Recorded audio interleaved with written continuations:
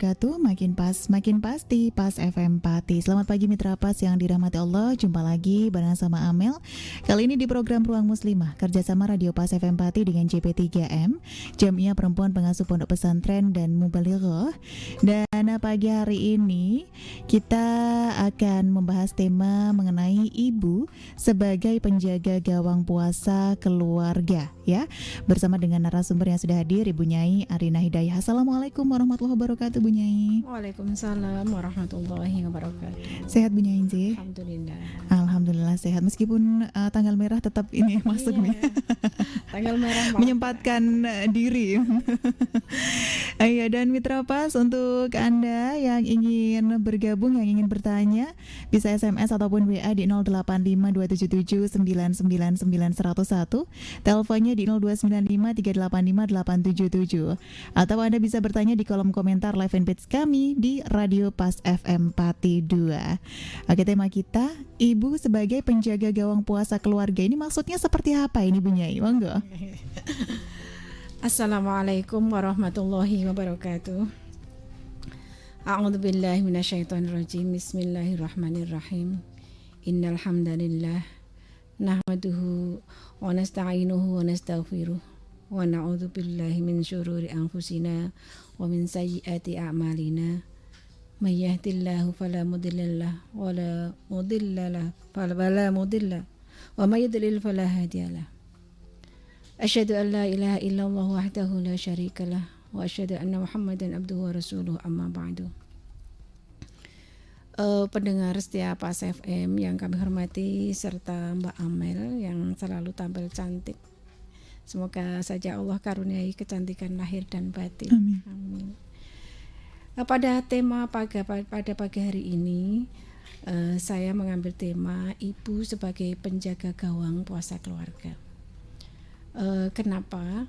Karena saya lihat dari tema-tema yang kemarin sudah banyak dibahas tentang keutamaan bulan Ramadan, tentang kemuliaan bulan Ramadan, maka kita akan melengkapi pengetahuan-pengetahuan sekitar Ramadan dan peran kita sebagai ibu dalam rangka mensukseskan ibadah Ramadan itu di mana, begitu.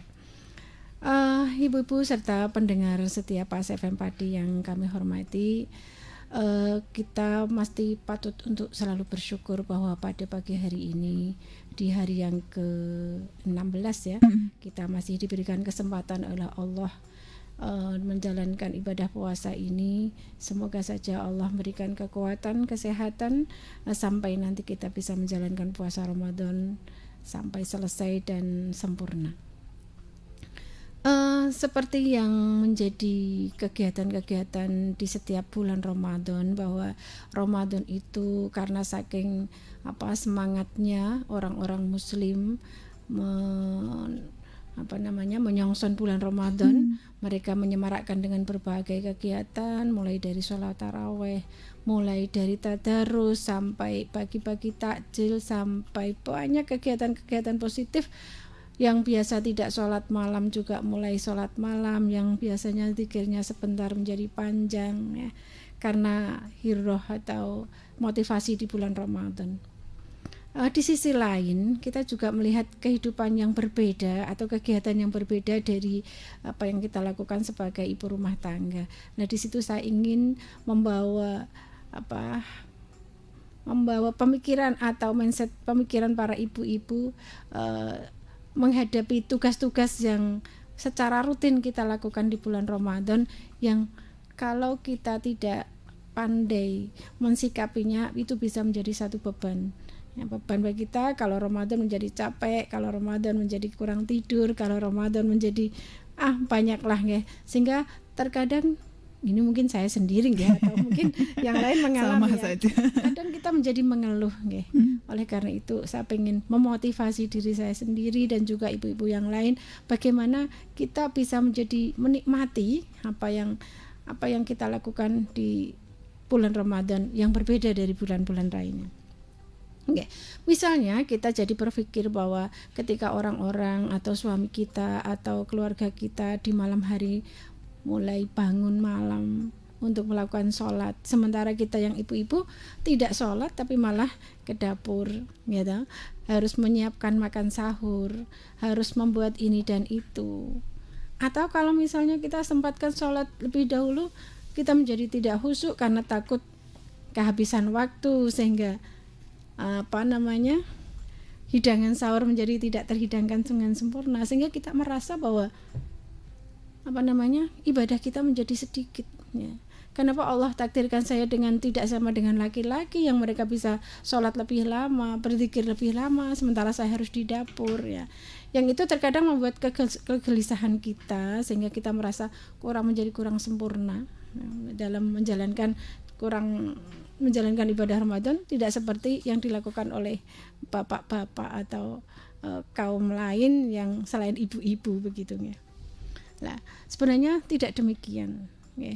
Sebenarnya tidak demikian. Apa yang kita lakukan yang kelihatannya itu pekerjaan-pekerjaan yang sifatnya duniawi, ya, sifatnya seperti hanya memasak, menyiapkan makan sahur, kemudian menyiapkan makan buka, itu tidak secara penilaian tidak bernilai ibadah, itu tidak, ya.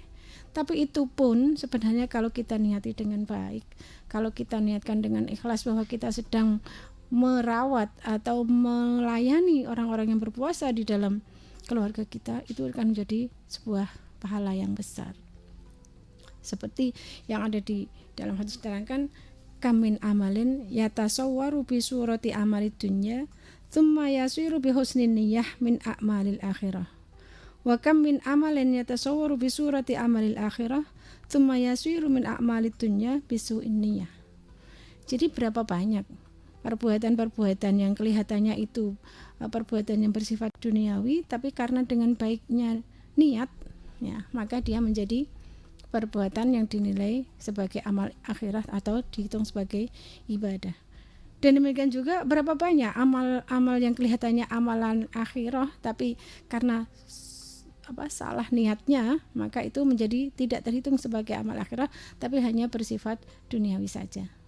Oleh karena itu, sebagai ibu-ibu, monggo kita tetap semangat bagaimana kita sebagai penjaga gawang puasa keluarga kita, semangat menjalankan tugas-tugas kita, menyiapkan sahur, menyiapkan buka, bahkan bagaimana kita mendampingi anak-anak kita untuk bisa menyempurnakan puasanya sampai selesai, menjaga mereka, memotivasi mereka, terutama bagi kita yang masih mempunyai anak dalam usia di bawah atau usia remaja.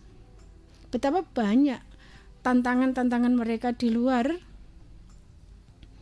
yang menggoda iman untuk mereka membatalkan puasa. Ini kalau tidak dimotivasi dengan kuat oleh ibu yang di rumah, maka yang terjadi hanya mereka sahur di rumah, buka di rumah, tapi makan siang di luar, ya. Yang itu yang kita banyak melihat lah. Di sini monggo kita sebagai ibu, bagaimana kita bisa mendampingi keluarga kita, terutama anak-anak kita yang masih remaja, mereka untuk benar-benar berpuasa dengan melayani mereka dengan baik, mengontrol mereka, memotivasi mereka bahwa puasa itu adalah ibadah yang benar-benar karena Allah, benar-benar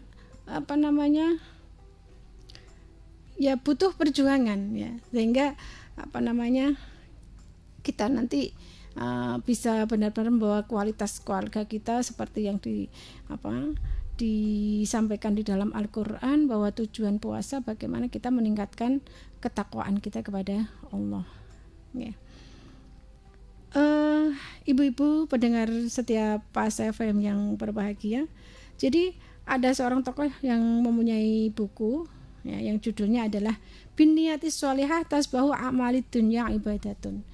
Dengan niat yang baik, maka amalan-amalan dunia kita itu akan dinilai sebagai ibadah. Termasuk bagaimana kita memerankan diri dengan bangun tengah malam, tidak sekedar sholat, atau mungkin waktu sholat kita terkurangi, tapi kita menyibukkan diri di dapur, ya, itu juga tidak kalah pentingnya. Karena apa yang terjadi ketika kita tidak seperti itu atau tidak memerankan itu, ternyata akan menjadi repot ketika baru kita kesiangan saja atau istilahnya keringan, ya. Maka akan kacau, ya. Anak-anak bisa menjadi tidak puasa, atau suami kita juga menjadi loyo karena tidak sahur begitu. Jadi di situ ternyata kita punya peran ya. Jadi di situ ternyata ibu-ibu yang selama ini dikira alah ibu banyak bolongnya ya kan. Kalau sholat malam cuma sebentar, kalau ingat di dapur juga pahala, sholat juga pahala. Ternyata Allah begitu baiknya. Tidak hanya yang dimaksud beribadah adalah hanya sholat, hanya baca Al-Quran, hanya itu juga iya, okay. Tapi monggo kita tetap semangat dengan tidak banyak berkeluh kesah, dengan tidak banyak mengeluh, tapi kita tetap ikhlaskan niat kita bahwa peran kita sebagai ibu itu memang luar biasa dalam menjaga gawang keluarga dalam berpuasa. Demikian Mbak Ami. Iya, semangat yang pasti untuk ibu-ibu ya. Jangan kendor ini. Apalagi nanti kalau menjelang Lebaran, tambah banyak lagi pekerjaannya.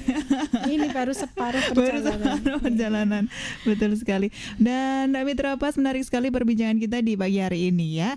Untuk Anda yang ingin bergabung, yang ingin bertanya, Anda bisa SMS ataupun WA di 085277999101. Teleponnya di 0295385877, atau Anda bisa bertanya di kolom komentar live fanpage kami di Radio Pas FM Pati 2. Tetap ngepas di Ruang Muslimah sampai tuntas jam 10 nanti. Kita jeda dulu.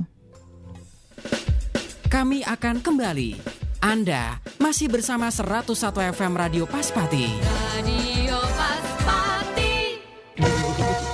Aduh, pendekar kok sambate ngaruwara. Diguyu pitik lho, Mas. iki dudu pendekar ya, iki mumet. Ngerti ora? Ayen mumet ki ora ditaleni ngono kuwi, ning diobati. Nyah 38, Kang Mas. Obat ora kolu aku. Welah, sing iki ki dudu tablet, dudu kapsul, ning bubuk. Jenenge puder 38.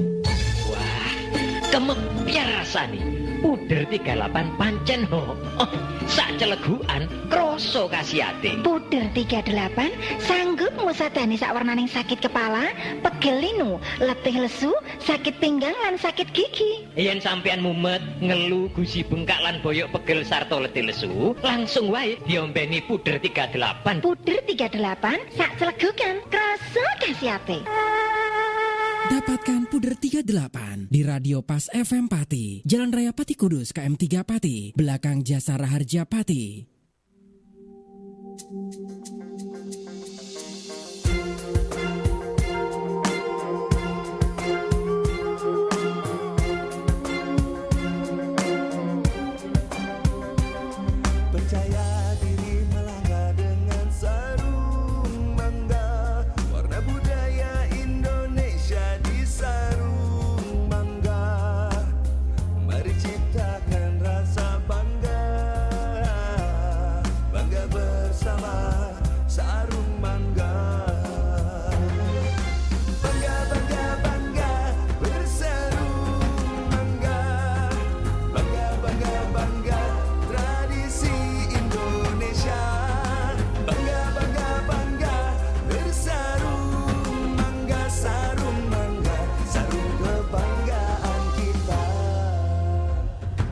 Bangga bersarung mangga. Bu Siti, ada apa Bu?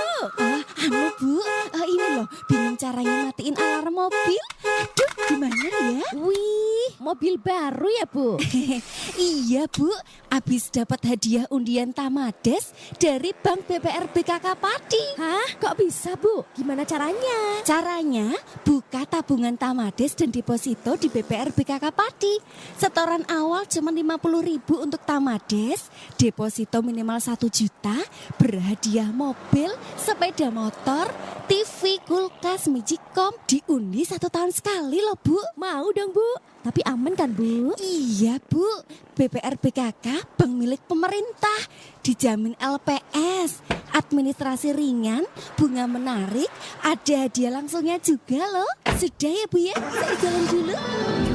Ayo, nabung di Bank BPR BKK Pati, kantor pusat Jalan Pemuda 296A Pati, telepon 386030. Hubungi kantor cabang terdekat, Gembong, Duku Seti, Wedari Jaksa, Kayen, Jaken, Jakenan, Pucak Wangi, Winong, Margorejo, Celuak, Margoyoso, Telogowungu, Sukolilo, Juwana, Tambak Romo, Batangan, Gabus, Kantor Kas TPI Juwana, dan Gunung Wungkal. Bank BPR BKK Pati, banknya pemerintah, aman, dijamin LPS.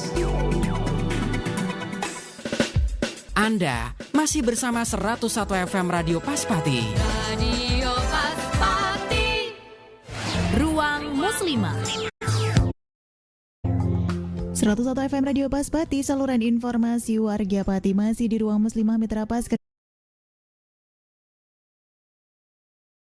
kerjasama Radio Pas FM Pati dengan JP3M Jamiah Perempuan Pengasuh Pondok Pesantren dan Mubalighah. Dan pagi hari ini kita masih membahas mengenai ibu sebagai penjaga gawang puasa keluarga. Untuk Anda yang ingin bertanya, Anda bisa SMS ataupun WA di 085 277 999 101 atau bisa telepon di 0295 385 877. Untuk Anda yang saat ini sedang menyimak live fanpage kami juga bisa langsung bertanya di kolom komentar ya. Dan sembari kita menunggu penanya ini Bu Nyai, monggo bisa dilanjutkan lagi Bu Nyai. Ya. Pendengar Pas FM yang berbahagia, mohon maaf sebelum dilanjut ini sudah ada yang telepon.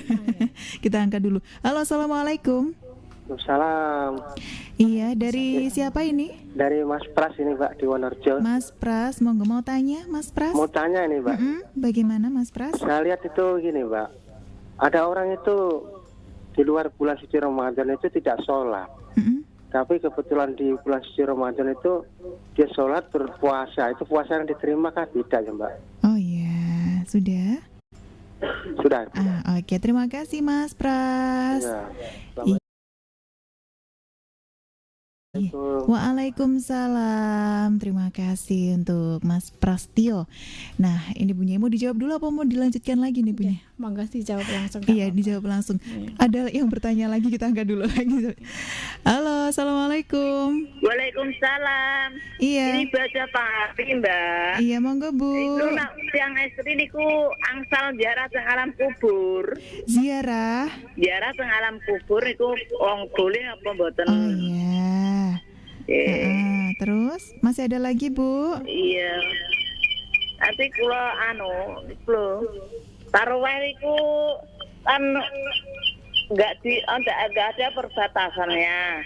Itu saya 2 rakaat terus ditambah salat isya riyen terus tarawih 2 rakaat terus niku witir 3 rakaat. Niku sampun kula mboten kiyat kula. Tarawihnya cuma 2 rakaat saja ya Bu J. Boleh atau tidak begitu ya? 2 rakaat terus witir 3 rakaat. Niku kan kula mboten kiyat mboten saged mlampah. Iya, sampun Bu. Sampun. Iya, terima kasih. Oke, terima kasih untuk Bu Hajah Pangatina. Tadi yang pertama ini untuk puasa. Orang yang biasanya kalau tidak di bulan Ramadan tidak sholat, kemudian ketika di bulan Ramadan ikut puasa, ikut sholat. Nah, ini apakah puasanya diterima ini Bu Nyai? Ketika orang pada bulan Ramadan ikut sholat, kemudian ketika tidak Ramadan sholat, Ramadan pun ikut puasa, itu lebih bagus daripada tidak puasa, tidak sholat, hari raya ikut, ya Pak. Bajunya baru juga ya. Itu pun masih ada nilai baiknya, berarti dia ikut bangga terhadap hari kebesaran umat Islam, kan begitu.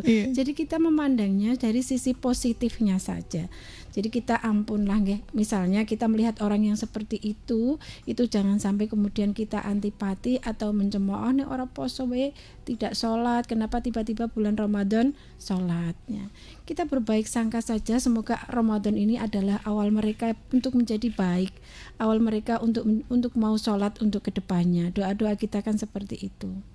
Tentang diterima atau tidaknya, insya Allah kalau dia memang niatnya baik, sesuai tadi yang saya sampaikan ya.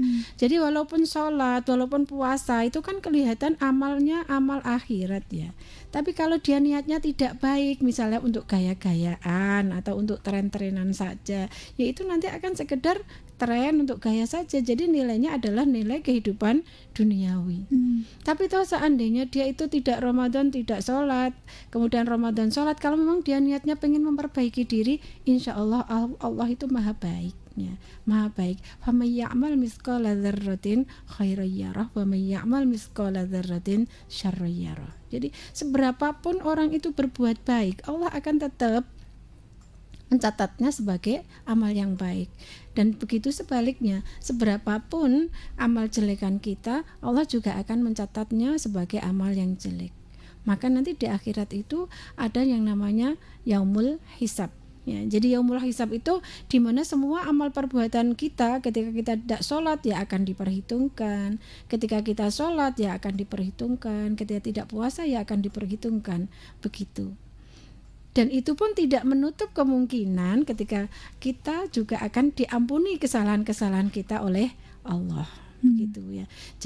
Jadi ketika kita melihat orang-orang seperti itu, tetap kita rangkul, ya, tetap kita apresiasi bagaimana mereka kok mulai mau mendekat, kita kasih penghargaan supaya mereka kedepannya menjadi lebih baik. Seandainya niatnya salah, menjadi niatnya menjadi benar.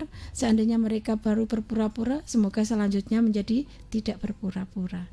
Begitu menurut saya, Mbak. Iya, begitu tadi Mas Prasetyo yang sudah gabung ya.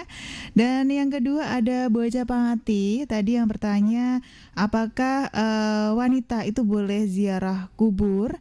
Kemudian yang kedua beliau ini taraweh 2 rakaat, kemudian witir 3 rakaat karena beliau tidak bisa jalan seperti itu karena ada satu penyakit seperti itu, Bu. Ya, yang kedua saya jawab bahwa bolehkah sholat dengan sekian rakaat ya. Perlu kita ketahui bahwa sholat tarawih itu hukumnya adalah sunnah ya. Jadi sunnah itu akan baik ketika dilakukan, tapi tidak ada paksaan ketika kita tidak melakukannya dengan alasan maupun dengan tanpa alasan. Apalagi dengan alasan sakit panjenengan masih mau melakukan sholat. Ya, minimal Allah akan menilainya bahwa panjenengan sudah melakukan sholat sunnah kan begitu ya, sholat sunnah. Jadi saya kira kalau memang alasannya sakit ya tidak apa-apa. Ya, tidak ada paksaan di situ. Tidak bisa berdiri, panjenengan boleh sholat sambil duduk. Kok duduk saja masih capek atau masih lemas ya, kita sholat pakai tiduran saja boleh ya. Jadi boleh yang seperti itu. Kalau tentang ziarah kubur, tentang ziarah kubur, apakah perempuan boleh ziarah kubur? Yang dilarang itu bukan ziarah kuburnya. Ya, sekali lagi ziarah kubur kita juga harus meluruskan. Ziarah kubur itu untuk apa? Sebenarnya Nabi mengajarkan ziarah kubur adalah untuk mengingatkan kita akan kematian. Jadi ketika kita datang ke kuburan, di dalam pikiran kita akan teringat bahwa besok saya juga akan mengalami hal seperti ini. Maka kalau saya sudah seperti ini, apa yang bisa saya lakukan? Apa yang saya bawa? Sehingga pemikiran-pemikiran seperti itu diharapkan bisa memperbaiki perilaku ketika kita masih di dunia. Jadi kalau tujuannya sudah ziarah kuburnya, sudah meminta kepada yang ada di kubur, itu yang menjadi tidak boleh. Ya, menjadi tidak boleh lagi ketika ziarah kuburnya membawa madarat. Ya, membawa madarat itu misalnya dengan berziarah kubur kita menjadi sangat bersedih, sangat sedih, kemudian tidak menerima takdir, kemudian menangis-nangis, apalagi sampai meraung di situ, itu yang tidak boleh. Atau dengan ziarah kubur kita menjadi membawa fitnah yang lain. Ya, membawa fitnah yang lain mungkin kalau kita masih muda kita dengan bersolek ya, atau dengan sendirian sehingga bisa dicurigai hal yang negatif oleh orang lain, itu yang dilarang. Demikian Mbak Amel. Tergantung sama niatnya ya Bu. Oke, tadi Bu Waca Pangati ya. Dan untuk Anda yang ingin bergabung juga masih Amel tunggu Mitra Pas sampai tuntas jam 10. Nanti kita lanjutkan lagi Bu Nyai, monggo. Oke. Jadi seperti yang kita bahas tadi bahwa bagaimana kita bisa menata hati kita di setiap perbuatan yang kita lakukan ini menjadi nilai ibadah. Apalagi di bulan Ramadan ini, apapun amalan-amalan kegiatan yang sepertinya walaupun sepertinya tidak berupa sholat, tidak berupa apapun, ketika niat kita baik untuk keluarga, mensupport keluarga supaya bisa puasa, menjaga keluarga supaya puasanya sempurna, itu adalah nilainya ibadah.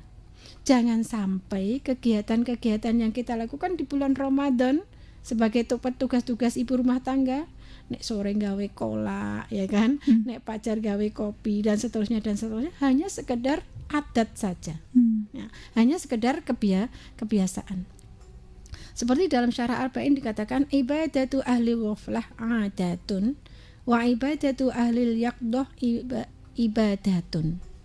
Jadi ibadah orang-orang yang lupa akan esensi niat itu hanya akan menjadi rutinitas belaka. Jadi rutinitas ketika Ramadan ya memang kita bangunnya jam 3, kan kita harus masak ini dan itu. Kita kan harus belanja ini dan itu ketika pagi hari, sore hari kita masih harus ini dan itu. Kan mesti kalau Ramadan kita pasti diminta takjil, ya kan, di masjid. Itu kan sudah kebiasaan. Tanpa kita iringi dengan niat-niat yang baik, itu hanya akan menjadi kultur, hanya akan menjadi adat saja. Dan itu akan bernilai ibadah ketika kegiatan-kegiatan yang sifatnya seperti rutin tapi kita niati ini semua adalah untuk Allah, ini adalah karena Allah, ini adalah dalam rangka memuliakan bulan Ramadan untuk Allah, sehingga nanti selesai Ramadan kita benar-benar akan mencapai apa yang diinginkan dalam Al-Quran, bahwa kutiba alaikumus syiyamu kama kutiba alal ladzina min qablikum la'allakum tattaqun. Jadi harapannya nanti setelah Ramadan ini dengan kegiatan-kegiatan yang sifatnya rutin benar-benar akan meningkatkan kualitas keimanan dan ketakwaan kita. Semua tergantung dengan niat kita, ibunya aja. Ya, menarik sekali Mitra Pas. Dan untuk Anda yang ingin bergabung, yang ingin bertanya juga masih kami tunggu. Anda bisa SMS ataupun WA di 085277999101. Teleponnya di 0295385877. Anda juga bisa bertanya di kolom komentar live fanpage kami Radio Pas FM Pati 2. Kita jeda dulu, tetap ngepas di 101 FM Radio Pas Pati, saluran informasi warga Pati. Kami akan kembali. Anda masih bersama 101 FM Radio Pas Pati. Radio Pas Pati. Ruang Muslimah. Masih di Ruang Muslimah dari 101 FM Radio Pas Pati, saluran informasi warga Pati. Dan Mitra Pas, Ruang Muslimah kerjasama Radio Pas FM Pati dengan CP3M, Jamiah Perempuan Pengasuh Pondok Pesantren dan Mubalighah. Pagi hari ini kita masih membahas mengenai ibu sebagai penjaga gawang puasa keluarga bersama dengan narasumber Ibu Nyai Arina Hidayah, ya. Untuk yang ingin bergabung masih ditunggu sampai tuntas jam 10 nanti. Anda bisa SMS ataupun WA di 085 277-999-101 atau bisa telepon di 0295-385-877. Anda bisa juga bertanya di kolom komentar live fanpage kami Radio Pas FM Pati 2, bahwa semuanya ini tergantung dari seorang ibu, ya. Bagaimana repotnya seorang ibu, ini harus kita hargai juga. Ketika memasak, menu apa kira-kira untuk buka dan sahur yang beda agar tidak sama, tidak bosan untuk keluarga ini.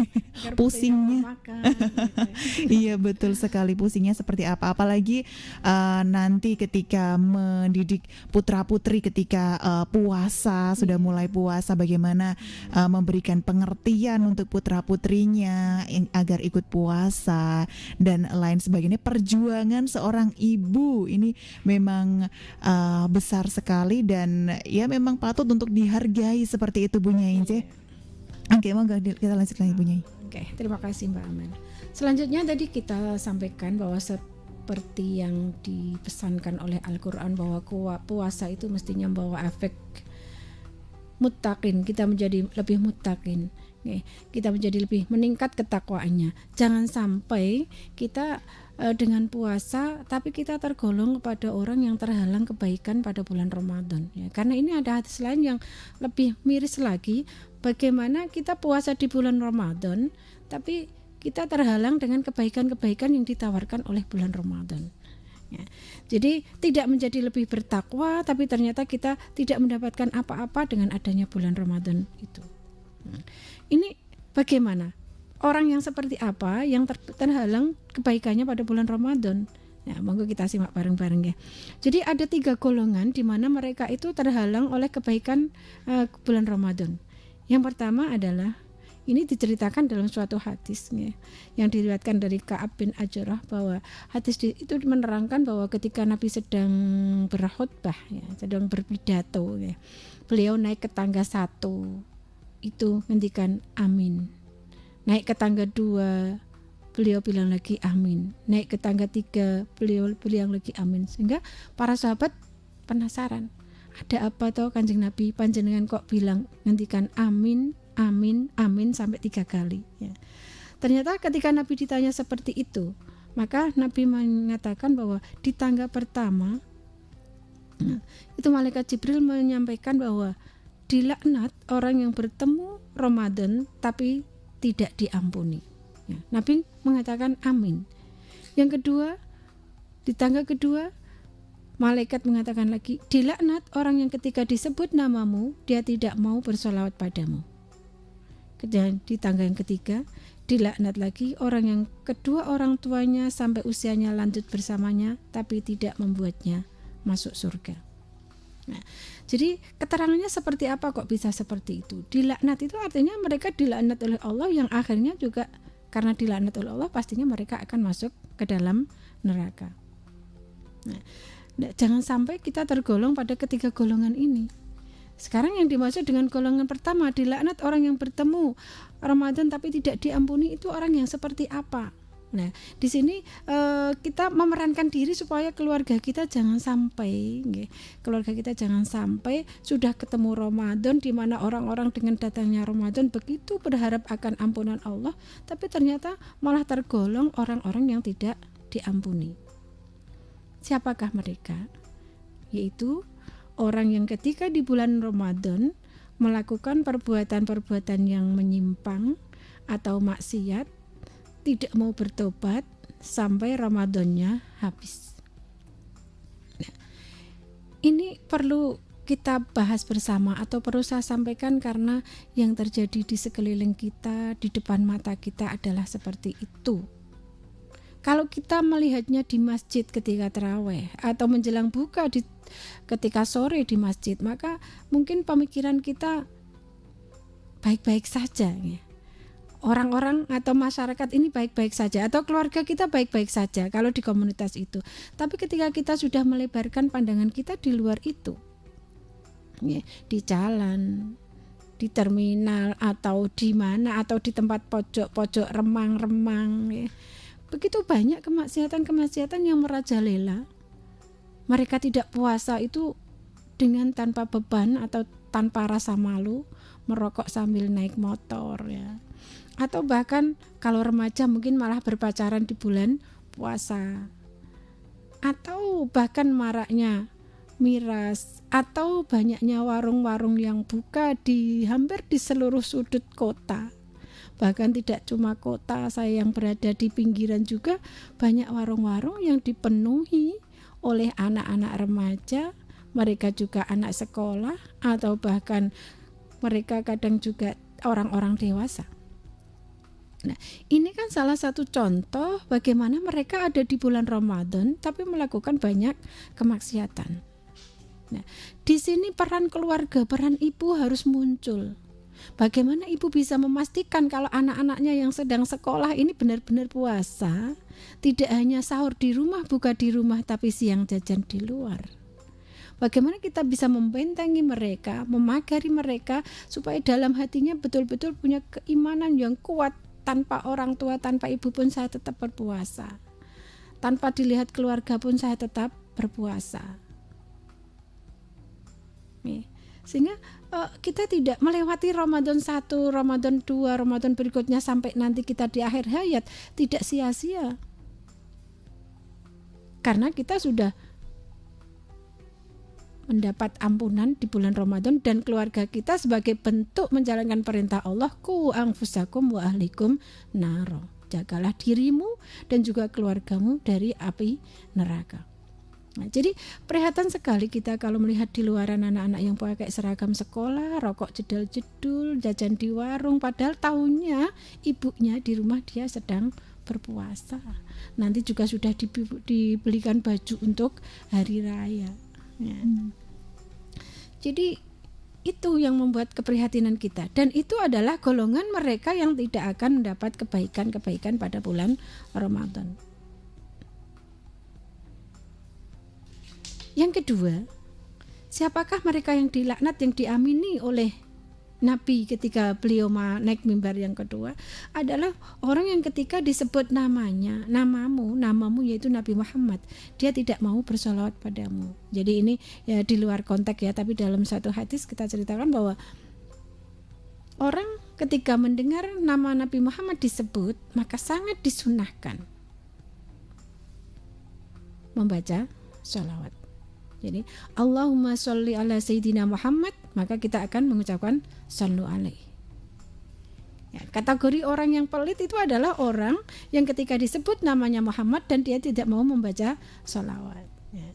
Kemudian yang ketiga, dilaknat orang yang kedua, orang tuanya sampai usia lanjut bersamanya tapi tidak membuatnya masuk surga. Nah, ini juga banyak kita ketahui, banyak kita lihat bentuk bakti anak kepada orang tuanya. Kadang anak itu diikuti orang tuanya itu ya hanya sekedar kewajiban karena anaknya mau aku tok. Karena anaknya semuanya jauh, yang dekat juga cuma saya. Sehingga itu hanya sekedar keterpaksaan, nggak ada pilihan lain sehingga orang tuanya harus ikut bersamanya. Nah, ini adalah orang-orang yang akan terhalang kebaikan di bulan Ramadan, termasuk orang seperti ini. Jadi orang tuanya ikut sama dia sampai dia mati, tapi tidak ada berbaktinya dia kepada orang tuanya, atau bahkan lebih parahnya justru orang tuanya itu dijadikan sebagai pembantunya, tidak diberikan kehormatan, tapi malah diberikan pekerjaan yang sifatnya tidak menghibur, tapi sifatnya membebani seperti itu. Jadi hak-hak kedua orang tuanya tidak diberikan. Apa hak orang tua terhadap hak orang tua dari anaknya? Banyak sekali. Ketika orang tua sudah repot, ya siapa yang harus mencukupinya? Ya, tidak boleh dikata-katai dengan perkataan kasar dan seterusnya dan seterusnya. Demikian Mbak Amel. Iya, dan Mitra Pas, demikian tadi ya, luar biasa sekali ibu sebagai penjaga gawang puasa keluarga. Baik, untuk Anda yang ingin bergabung juga masih kami tunggu. Anda bisa SMS ataupun WA di 085277999101, teleponnya di 0295385877, atau Anda bisa bertanya di kolom komentar live fanpage kami di Radio Pas FM Pati 2. Kita jeda kembali Mitra Pas, dan setelah itu kita akan kembali lagi untuk dialog Ruang Muslimah ya, kerjasama Radio Pas FM Pati dengan CP3M Jamiah Perempuan Pengasuh Pondok Pesantren dan Mubalighah. Tetap ngepas di 101 FM Radio Pas Pati, saluran informasi warga Pati. Kami akan kembali. Anda masih bersama 101 FM Radio Paspati. Radio Paspati, Ruang Muslimah. Masih di Ruang Muslimah dari 101 FM Radio Paspati, saluran informasi warga Pati. Dan Mitra Pas, Ruang Muslimah kerjasama Radio Pas FM Pati dengan CP3M Jamiah Perempuan Pengasuh Pondok Pesantren dan Mubalighah. Pagi hari ini kita masih membahas tema ibu sebagai penjaga gawang puasa keluarga bersama dengan Ibu Nyai Arina Hidayah, Mitra Pas ya. Dan untuk yang ingin bergabung, yang ingin bertanya di menit-menit terakhir juga masih kami tunggu. Kali ini sudah ada Ibu Nia di Pati yang ingin bertanya. Assalamualaikum warahmatullahi wabarakatuh, Bu Nyai. Assalamualaikum warahmatullahi wabarakatuh. Sejak usia berapa anak mulai diajarkan untuk berpuasa? Ini Bu Nyai, terima kasih. Yang sudah masuk juga 385-877, kita angka dulu Bu Nyai. Assalamualaikum, selamat pagi. Dengan Bapak siapa ini? Bapak Eri di Odari. Pak Eri? Ya, saya mau tanya. Monggo. Seorang ibu-ibu masak kan dimakan kayaknya nggak enak gitu ya. Saya terus terang bilang nggak enak, kurang asin, itu benar apa? Kan saya kan bukan orang pintar ya. Bagaimana sikap saya sebenarnya? Iya, sudah Bapak. Kalau tidak jujur kan nanti masakannya terus begitu saja. Katanya masak. Ya gitu aja teh ya. Oh iya, terima kasih Pak Heri. Nah ini mungkin selera juga. Ini menurut Pak Heri ini masakannya kurang asin gitu ya. Nah ini bagaimana caranya? Oke, yang pertama dulu kita ada Ibu Nia tadi. Nah untuk anak-anak mulai diajarkan berpuasa ini sejak kapan ini Bu Nyai? Ya, terima kasih Ibu Nia. Jadi kapan anak harus dia ajari puasa? Saya kira ini tidak untuk sholat ya. Nah, kalau untuk sholat itu anak diajari mulai umur 7 tahun ya kan. Mungkin juga bisa di situlah. Tapi untuk puasa saya kira ini akan berbeda-beda melihat kondisi anak nih. Karena ini juga mempertimbangkan juga pertimbangan kekuatan fisik dari masing-masing anak. Yang pasti sebagai ibu kita harus mempersiapkan bagaimana ketika anak kita sudah balik itu benar-benar bisa menjalankan puasa, kuat menjalankan puasa. Nah, ini kan tentunya tidak bisa secara tiba-tiba ya. Kalau toh bisa ya akan terasa berat.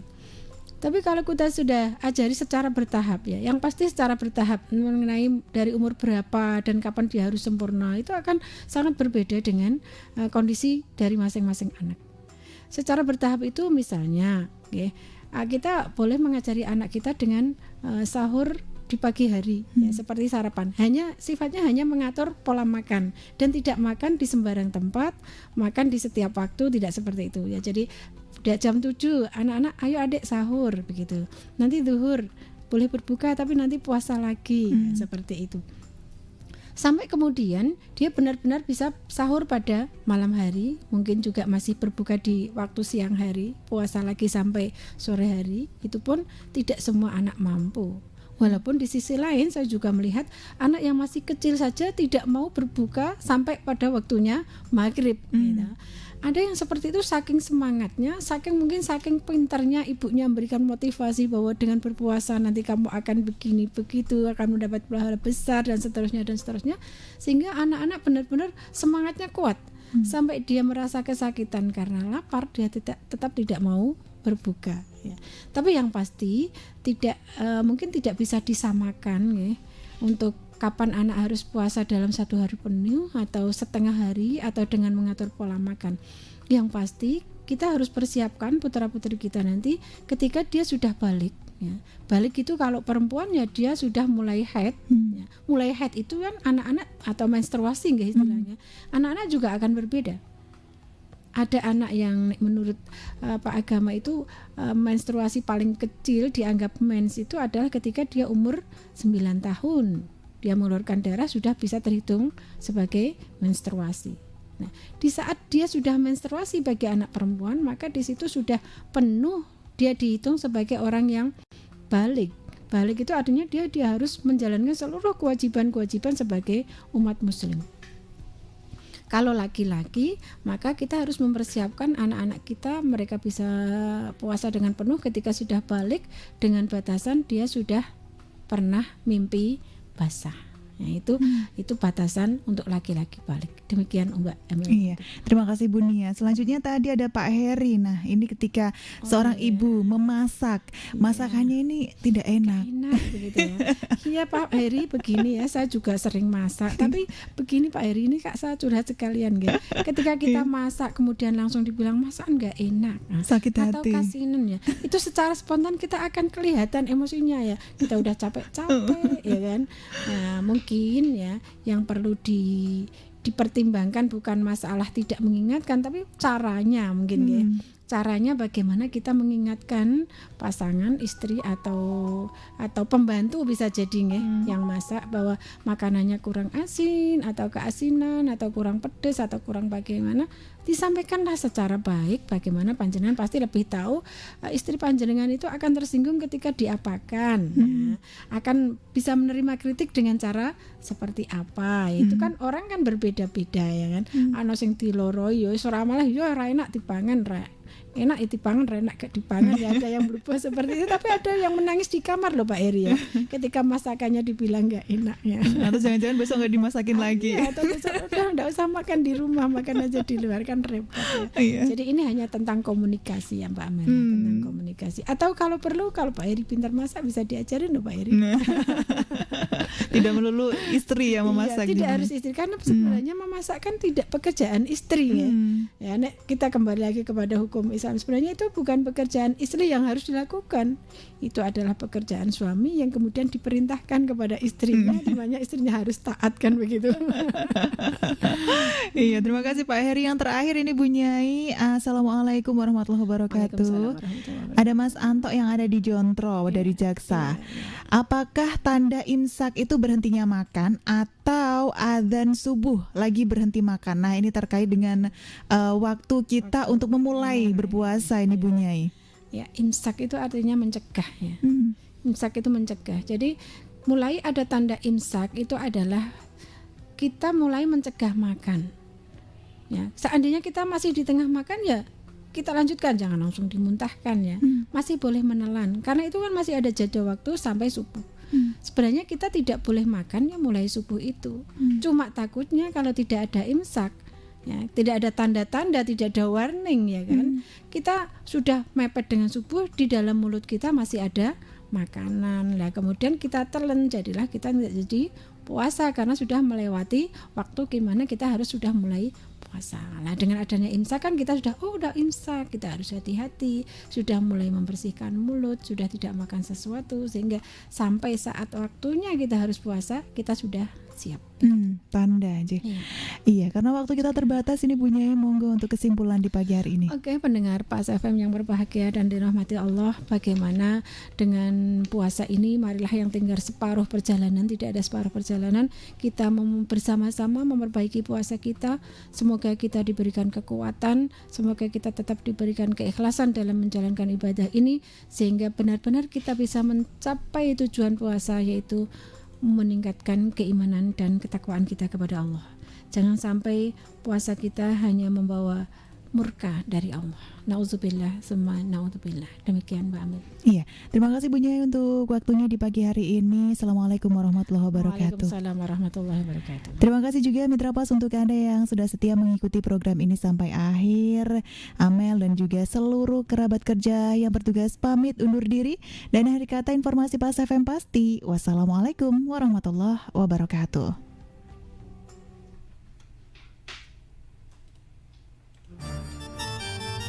Demikian Dunia Wanita spesial hari ini. Ruang Muslimah dipersembahkan